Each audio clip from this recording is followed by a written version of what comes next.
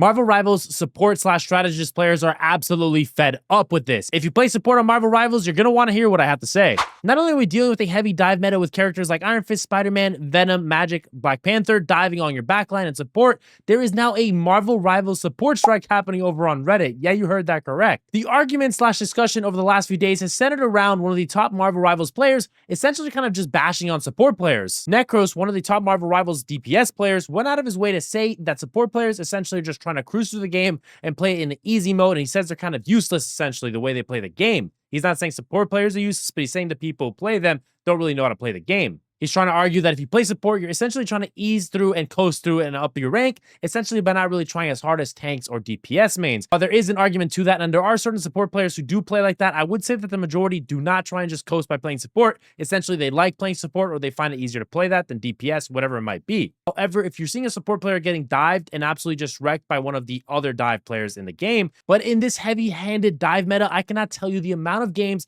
I have seen where I play support and the absolute just team completely forgets about their supports. Even when I try and play up with the tanks, there's just a complete lack and just full-on ignorance of all the dive happening to the backline, and they completely just focus on upping their kills. And honestly, it might be nice to stat pad, but towards the end of the game, you'll probably end up losing without your support being able to support you and heal you up. Two of the biggest issues I see from support players that are trying to get better, or honestly suck at the support, whatever it might be, are positioning, number one, and then when they're using their ult, number two. If you're on defense, I would definitely recommend trying to match your ult when the attacking team is using it. If you're attacking, you want to initiate with your support ult. That's obviously one of the two simplest things you can do, but also being able to position yourself so you're not getting picked off from whether it's Hela, Hawkeye, or whatever it may be that's honestly killing you, being able to just not stand right behind the tanks.